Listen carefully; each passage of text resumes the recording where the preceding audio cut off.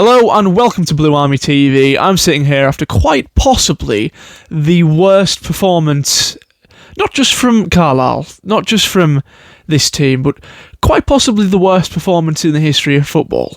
Never have I ever seen a team concede 38 shots, I think it was in the end.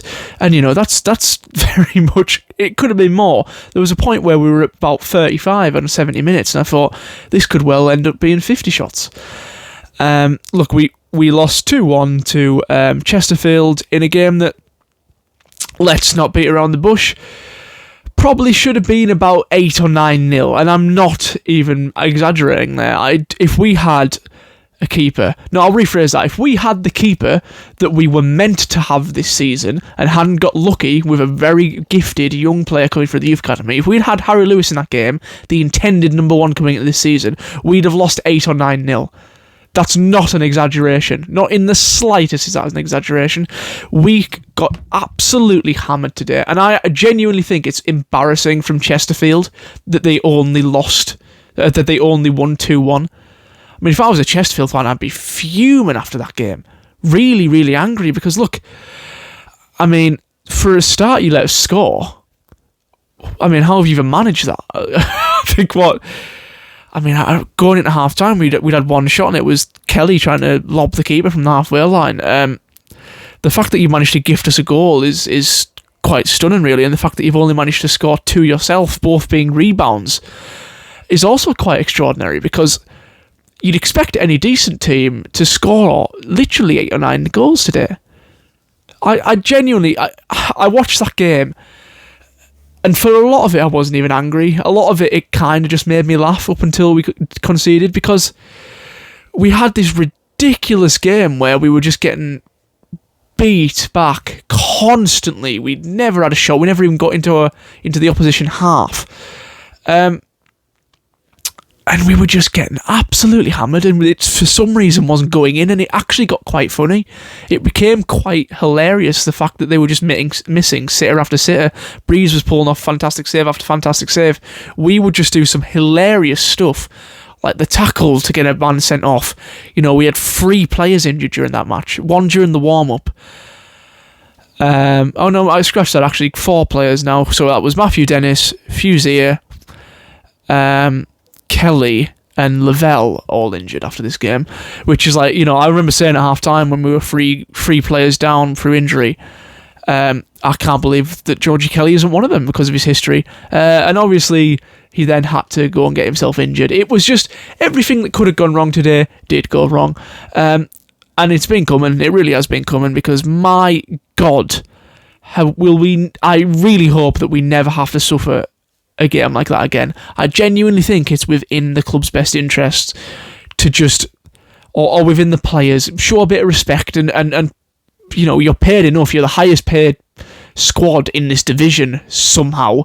You're the highest paid and by far the worst. Just fork some money out and pay for the ticket prices of the away fans today, because that's embarrassing. It's just stupidly embarrassing, and I can't get my head around the lack of effort that's been shown. And that's what it is, because I don't want to hear about lack of confidence. I've heard that for far too long. That today is just a lack of effort, and you could see it. You could see there was no desire to get forward. There was no desire to really even put a good tackle in. Embleton got himself frustrated and got himself sent off, and to be fair, probably helped us. I think playing with 10 men's usually a lot better than playing with Elliot Embleton in the midfield. But don't worry, just another 3 years of him left to go, another 3 years of Elliot Embleton, another 2 years of Georgie Kelly. I bet that's him out for another couple of months. It usually is. It really, really frustrates me how long of a contract all of those players have. And you've got to look at that today and think, where has everything gone wrong? And look, you can spend as much money on the squad as you want. This is a message to the owners. I don't care how much money you've put into the players. What you've done is you've gone into a shop and paid $1 million for a Freddo. You know what I mean? You can pay that however much you want. It's still worth 50 pence. You know what I mean? You can overspend as much as you want, but it isn't going to make things better. It isn't going to make the thing you're paying over the odds for better. You can spend 250 grand on Harry Lewis. Doesn't make him a 250 grand level player. You're still buying poor quality players. And I just, honestly, today, I want to be angry, and I am angry, but the emotion I'm feeling the most is just humour. Because I look at that and I just think, that is just so embarrassing. I feel embarrassed for the players. The fact that they can go out there and call themselves professional footballers and put in that kind of a performance, it's embarrassing for them. And I don't understand how they can honestly walk out not be incredibly embarrassed. Mark Hughes, he's been given an impossible task, and look, he kind of slated the players last week, and it looks like they've just thrown the toys out of the pram and refused to put in any effort. The only player that put in any amount of effort today was Gabriel Breeze. He's the only one that can come out of that club with his head held high. And if you look at that from a recruitment point of view, every single player you've bought has been a failure. Every single one. The current recruitment team, not one player has been a success. Not one. The only player that's got any semblance of respect coming out of that is a player that's coming through our youth academy. That's so damning. 9 times out of 10, we don't get that player coming through our academy, and we're left with the likes of Jude Smith and Harry Lewis in goal. That's how we could have had this season. Can you imagine how much worse off we'd have been if we'd have played with the keeper we were meant to have coming into this season? My God, thank God for Gabriel Breeze, because without him today, that's 8 or 9. And even with him in goal today, it probably should have been 8 or 9. I just honestly, I would do player ratings, but there's not. I'll tell you them all now. Everyone's a 1 except Breeze, who gets himself a 7, possibly an 8. Because Jesus, man, just show a bit of respect to the people that are paying your wages, is what I would say to the players. Just go out there and show that you're a professional footballer. I'm not asking you to be Lionel Messi. I'm just asking you to go out there and show a bit of passion, show a bit of, emotion, show a bit of effort. Because that was the worst performance I've ever seen from a football team. Literally, it looked like when a National League team draws a Premier League team in the FA Cup, and the Premier League team fields a good team, and it's just shot after shot after shot. Maybe they don't win by 8 or 9, but it could have been. And Chesterfield didn't have to try. They didn't have to try. They had, close to 40 shots today. They were just passing it around. They didn't care. They didn't have to get out of second gear. Look, and to be honest, Chesterfield made it difficult for themselves. On another day, Breeze could have saved the 2 goals that we conceded, and maybe you still make the mistake and you get absolutely football managered, come out with an XG of about 4 and lose to an XG of about 0.4. It's man, I forget about Morecambe. I know they won today. Forget about Tranmere. I know they lost today. The other results don't really mean anything to us now. We're down and out, and it's just another season, 2 on the trot now, that we're going down without even a fight, that we're going down bottom of the pile quite comfortably. I think we're 4 or 5 points behind even Morecambe now. And Jesus, do we deserve it? And we do deserve it. And I just think something has to be done at that football club. Pay off these players' contracts, because I never ever want to see Elliot Embleton in a Carlisle shirt again. He gets subbed on after about 10 minutes, plays another 10 minutes, and then gets himself sent off. And it was a red card.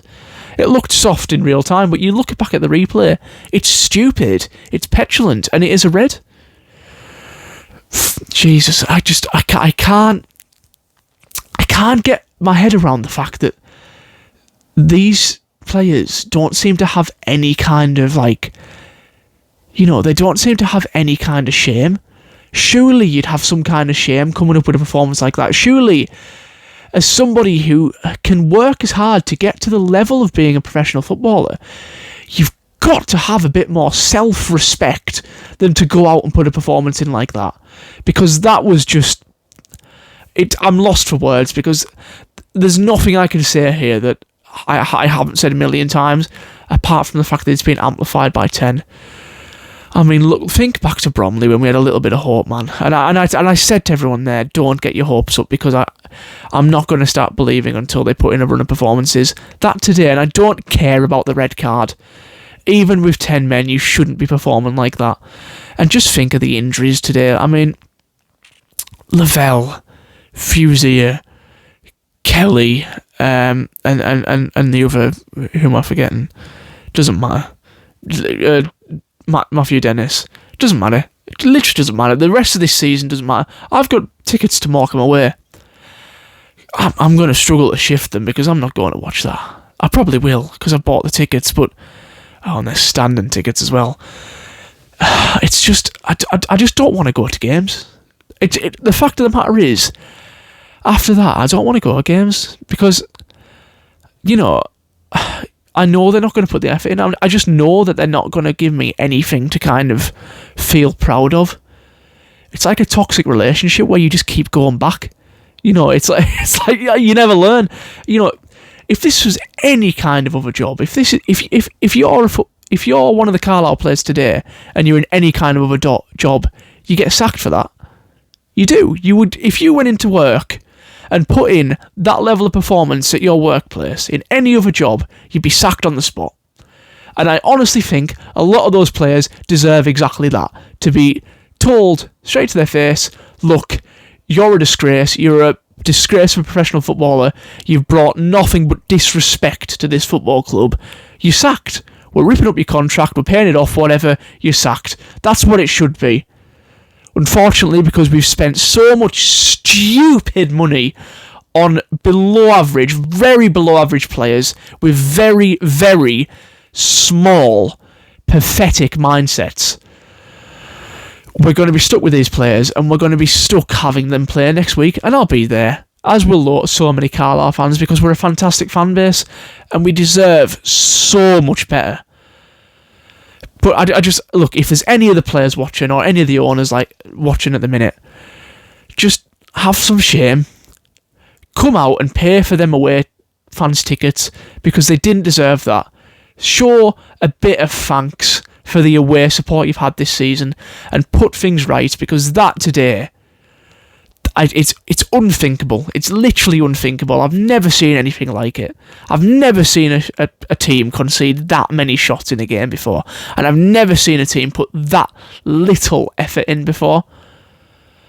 I don't want to see it. I just don't want to watch them anymore. It's that simple. I just don't want to watch the team that I used to love, because it isn't the team anymore. It isn't the team I know. It isn't the team that I've seen in recent years. And I'm not even comparing them to the promotion winning team. I'm not even comparing them to the Wembley team.